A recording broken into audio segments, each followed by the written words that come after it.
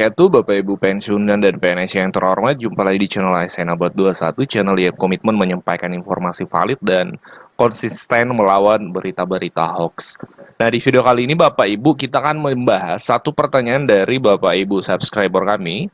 Redaksi pertanyaannya seperti ini, Pak Admin, adakah mungkin maksudnya adakah info tanggal pencairan THR pensiunan PNS 2025. Bapak Ibu, kita sudah berada di 2025 dan tunjangan yang akan cair itu nanti sebelum Idul Fitri seperti biasa adalah THR. Nah, estimasi pencairannya apakah sudah ada? Nah, ini akan kita bahas sesuai dengan referensi yang sudah ada Bapak Ibu. Nah, sebelum kita membahas tanggalnya, kita perlu cek dulu apakah 2025 ini tetap ada anggaran THR atau seperti apa.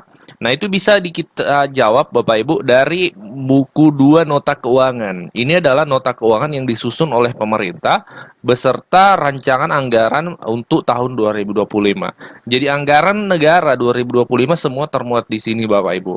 Nah, apakah ada THR? Ini dulu yang perlu kita cek ya. Nah, kabar baiknya di halaman di halaman 118 dari dokumen ini ya, itu termuat keterangan seperti ini. Belanja kementerian atau lembaga dalam era APBN tahun anggaran 2025 direncanakan sebesar 976.788 miliar yang peruntukannya dimanfaatkan untuk satu, pemenuhan kebutuhan minimum pelayanan pemerintah termasuk tunjangan hari raya dan gaji 13. Nah, jadi di sini sudah ada jawaban dari pertanyaan pertama. Poin pertama bahwa THR 2025 ada atau tidak? Ya, jawabannya ada Bapak Ibu ya, di nota keuangan termuat. Pertanyaan berikutnya dari subscriber tadi, lantas adakah informasi tanggal pencairannya? Nah, berbicara terkait tanggal pencairan Bapak Ibu, kita harus merujuk pada Juknis. Dan Juknis untuk tunjangan hari raya dan gaji 13 itu selalu ada setiap tahunnya. Setiap tahun biasanya dikeluarkan Bapak Ibu. Nah, untuk tahun ini Juknis 2025 itu belum ada. Lantas kita bisa melihat referensi di tahun sebelumnya, di tahun 2024, karena biasanya tidak jauh beda Bapak Ibu. Terutama terkait waktu pencairannya itu biasanya tidak jauh beda. Nah, di Juknis tahun 2024 kemarin itu, di Peraturan Menteri Keuangan ya, nomor 15 tahun 2024, ini adalah petunjuk teknis pemberian THR dan gaji 13 bagi ASN, pensiunan, penerima pensiun, dan penerima tunjangan tahun 2024. Di pasal 8 Bapak Ibu disebutkan bahwa untuk pensiunan itu, ya, tunjangan hari raya dan gaji 13-nya itu komponennya ada 4. Yang pertama pensiun pokok, tunjangan keluarga, tunjangan pangan, dan tambahan penghasilan. Ini adalah komponen yang termuat untuk khusus pensiunan dan penerima pensiunan. Berikutnya bisa kita lihat di pasal 19 dari peraturan ini, pasal 11 maksud kami, itu di ayat 1 disebutkan bahwa tunjangan hari raya sebagaimana dimaksud dalam pasal 2 dibayarkan paling cepat 10 hari kerja sebelum tanggal hari raya. Jadi Bapak Ibu untuk pencairan THR itu waktunya adalah paling cepat 10 hari sebelum hari raya. Pertanyaannya kapan hari rayanya? Nah, kalau kita lihat kalender 2025 Bapak Ibu, hari raya Idul Fitri itu perkiraannya di antara sekitar tanggal 30 atau 31 Maret Bapak Ibu ya. 31 Maret. Jadi kalau kita berhitung 10 hari sebelumnya bisa kita hitung dari sini Bapak Ibu. 1, 2, 3, 4, 5, 6, 7, 8, 9, 10. Jadi perkiraannya estimasinya mulai tanggal 14 Maret itu sudah mulai pencairan tunjangan hari raya. Sekarang kita berada di tanggal 13 Januari ya. Kita berada di tanggal 13 Januari, artinya kurang lebih 2 bulan lagi Bapak Ibu. Nah, ini tidak terasa Bapak Ibu ya, waktu pencairan tunjangan hari raya. Jadi estimasinya kalau kita berdasarkan Juknis tadi itu berarti perkiraannya antara tanggal 14 mulai tanggal 14 Maret Bapak Ibu seperti itu.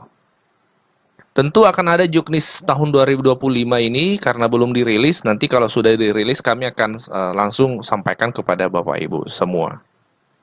Jadi Bapak Ibu terjawab ya pertanyaan dari subscriber ini. Untuk 2025 kita ketahui ini adalah masa pemerintahan pertama dari Pak Prabowo untuk pencairan THR ya kan. Nah, kemarin ada pertanyaan apakah THR dilanjutkan di 2025 mengingat Presiden sudah berlanjut. Jadi jawabannya tetap berlanjut Bapak Ibu ya, karena di nota keuangan tadi RAPBN sudah ada. Dan dokumen yang lain dari yang sudah dikeluarkan oleh pemerintah juga menerangkan hal itu. Ya, seperti itu Bapak Ibu. Dan Menteri Keuangan juga di beberapa waktu yang lalu sudah menyampaikan bahwasanya transisi keuangan ini dari transisi anggaran ya, dari pemerintahan sebelumnya di era Pak Jokowi ke Presiden Pak Prabowo ya, itu dilaksanakan dengan sebaik mungkin dan terbukti dalam nota keuangan dan dokumen yang lain itu termuat terkait THR tahun 2025. Kita lanjut cek di dokumen kedua untuk lebih memastikan lagi Bapak Ibu. Dokumen yang sudah disusun oleh pemerintah terkait anggaran tahun 2025. Salah satunya adalah Kerangka Ekonomi Makro dan Pokok-pokok Kebijakan Fiskal tahun 2025. Ini adalah dokumen yang sudah disusun oleh pemerintah. Ini totalnya 352 halaman Bapak Ibu ya, tapi tidak perlu khawatir kita tidak akan baca satu persatu karena tentu akan sangat banyak ya. Tapi kita akan fokus ke poin yang menjadi pertanyaan dari Bapak Ibu subscriber. Nah, pertanyaan Bapak Ibu subscriber itu bisa terjawab di halaman 93 daripada dokumen ini. Disebutkan di sini arah kebijakan untuk belanja pegawai tahun 2025 difokuskan. Nah, difokuskan untuk apa? Yang pertama, meningkatkan efektivitas dan efisiensi birokrasi dan seterusnya. Nah, di kedua ya, poin kedua, arah kebijakan 2025 anggaran belanja pegawai, meningkatkan kualitas belanja pegawai dengan tetap, nah, ada redaksi, dengan tetap menjaga konsumsi aparatur negara antara lain pemberian THR dan gaji atau pensiun ke-13. Nah, jadi berdasarkan dokumen ini, kekhawatiran Bapak Ibu, pertanyaan Bapak Ibu terkait THR dan gaji 13 2024 itu terjawab bahwasanya memang 2025 THR dan gaji 13 ini sudah dianggarkan oleh pemerintah. Dan berdasarkan paparan dari Menteri Keuangan bahwa untuk nota keuangan atau RAPBN tahun 2025 yang disusun saat ini itu memang sudah dikomunikasikan antara presiden saat ini dengan presiden terpilih Pak Prabowo Subianto kan. Untuk postur APBN ini menggambarkan amplop besarnya. Tapi beberapa spesifik memang mohon maaf belum bisa dispesifikkan karena ada kan nanti memberikan kepada pemerintahan baru mengenai bagaimana nanti format kabinetnya, siapa yang akan in charge untuk program apa. Itu ciri dari transisinya itu tadi, tapi kami terus berkoordinasi dan berkomunikasi sehingga kalau sampai kemudian sudah ada keputusan politik dan kemudian ada keputusan secara birokratis yaitu badan atau siapa yang akan ditunjuk, kita langsung bisa mendukungnya melalui anggarannya. Itulah yang kita sebut transisi melalui sinkron.